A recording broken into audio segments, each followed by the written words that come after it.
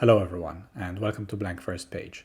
My name is Lucas. The Bear Season 3 just came out, and to prepare for it, I rewatched all of Season 1 and 2, and then binged Season 3 straight after that. And as I watched the whole series through the second time round, I realized there's actually quite a lot of stationery being used. So this video is going to be all about those items of stationery that I managed to identify and to find as I was watching the series. One of the things that's always fascinated me about professional kitchens, and the Bear does a good job of showing this, is there's this conflict of rigid process, structure, hierarchy, and an adherence to rules, combined with chaos and uncertainty and mess. And they come together in a kitchen to produce something creative, something aesthetic, something beautiful, that is food. And stationery is a bit the same way. You've got rigid, practical tools. The pen that you have is the pen you have, and the piece of paper or whatever you're writing on has very fixed, unchangeable dimensions and characteristics, but within those confines, you can use those tools to create something beautiful, like a drawing or a to-do list. So a kitchen is all about the tools you have to create the things you want to create. And obviously there's all the culinary tools that you need, pots, pans, knives, and so on. But it's amazing how much pen and paper are an important part of the chef's and the cook's toolkit. And I think the ultimate, most fundamental set of tools are the painter's tape and the Sharpie. So we start off with the painter's tape. Because it's made for masking things during painting, it needs to stick and hold its place, but it needs to come off really easily without leaving residue. And the texture, I don't know the reason why the original painter's tape had this texture on it, but it makes it perfect for writing on. So this painter's tape can be used as the cheapest, quickest, most readily available label maker. And that's what it's primarily used for in the kitchen. And in the Bear, they're constantly labeling pantry items, even pots and pans, with whatever is in them. There's this one scene at the start of the series in season 1 where Marcus tears off a piece of painter's tape from the dispenser, and Carmy catches him and says, no, the ends of that look real bad. You have to take your time, use scissors so that the ends of the tape are clear and crisp. And it's something that later on you learn Carmy was shown in one of the brutal kitchens he worked in. But this idea of even in a chaotic, high-pressure, high-stress environment, there is still time to do things well. You later on see Marcus methodically laying out his strips of tape and cutting through them with a knife so that he gets these nice labels.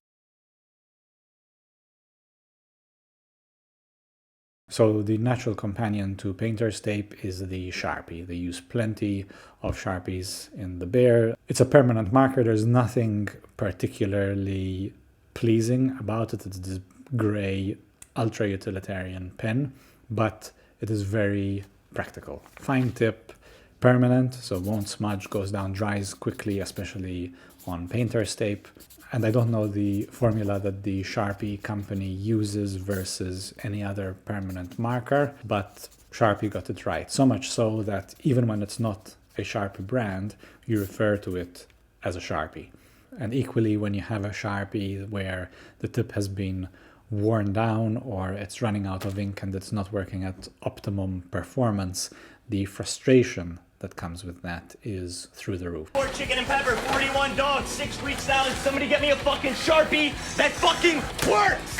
Now, next, one of the things I like that appears a lot are simple, loose sheets of paper, A4 or letter size as they would be in the US, either loose or bound together by a clipboard. As a side note, I think a clipboard is one of the most underrated simple pieces of stationery. It's effectively a portable desk, but the biggest use of single sheets of paper that I saw in season 3 in particular are the order sheets that they use to take the table's orders. These individualized pieces of paper, obviously they contain the information of the order that's been taken, and they then go into the Expo station, which to me is the most fascinating part of a kitchen.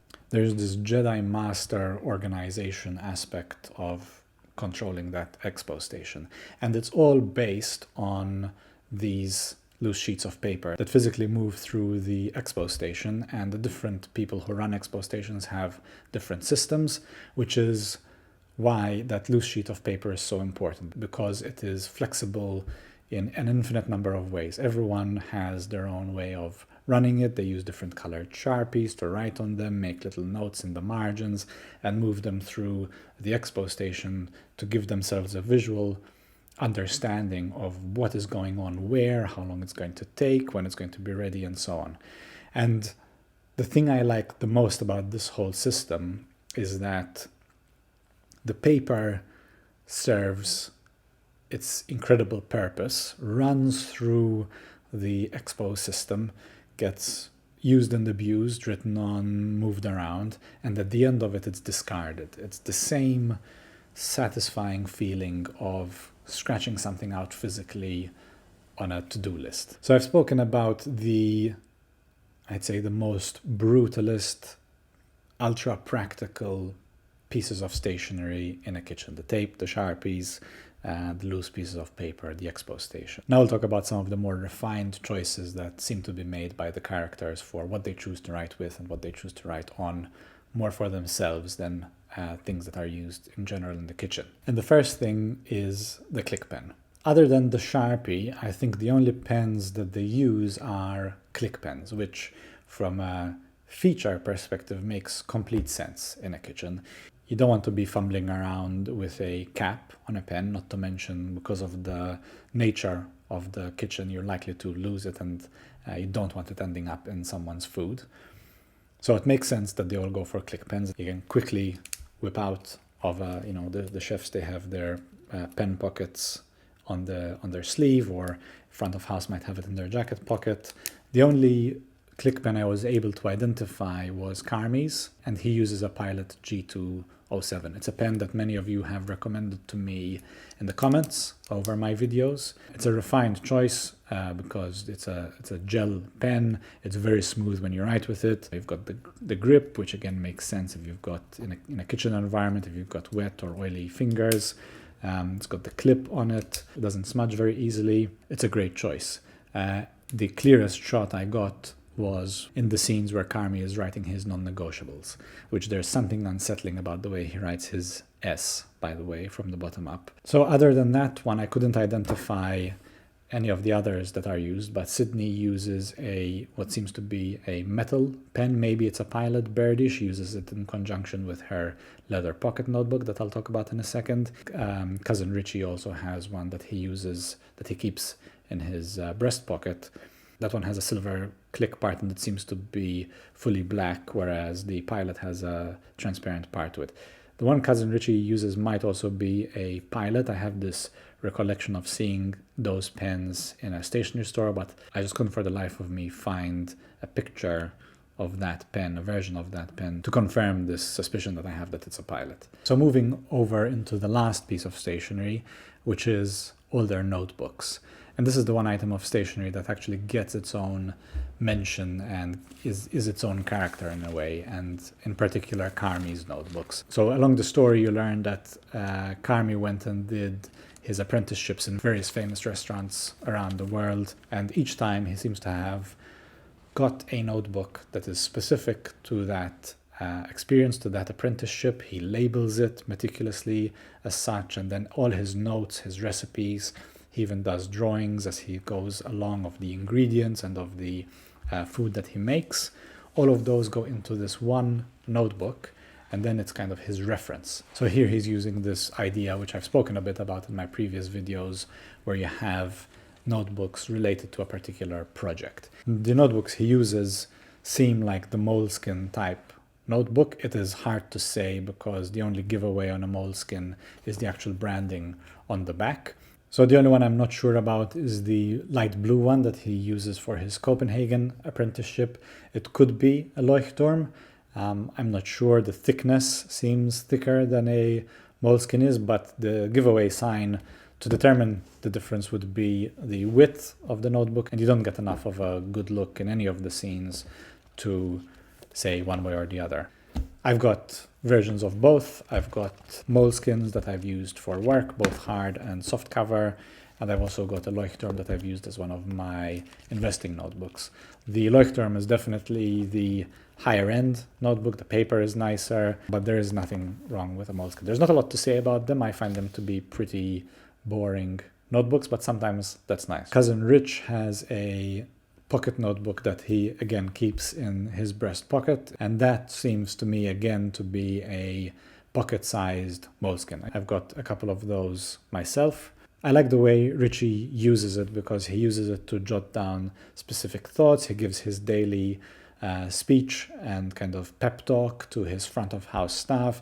He writes himself notes in there. For that character, it makes sense. You know, he's got to have things on his person. He's moving around the dining room. He's front of house. He's got his click pen ready to go quickly to take a quick note, and a pocket notebook that needs to be small enough to fit into a suit jacket pocket. I love that combination. Obviously, a pocket notebook and a pen is, as you know, on blank first page, the ultimate. And then we'll finish off with Sydney. She's also got a pocket notebook. You get quite a few good looks at it, especially when she's developing the braised short rib in Coke recipe. You don't see a brand. My best guess would be that it's kind of a Filofax notebook, something that is readily available, comes in any number of sizes and variety of paper formats. She uses a lined version.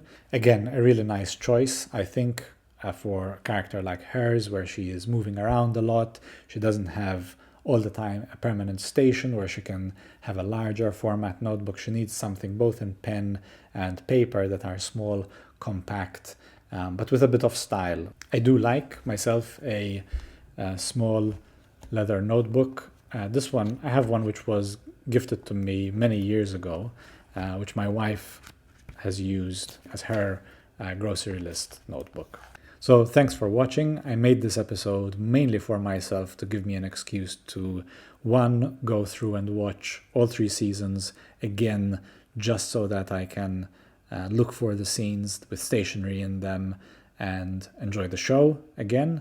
And also gave me the excuse to look at some of my older notebooks that I haven't looked at in a long time, and to buy some new items, such as the Pilot G2 that I've been needing an excuse to buy for a very long time. Thanks for watching, and I'll see you in the next one.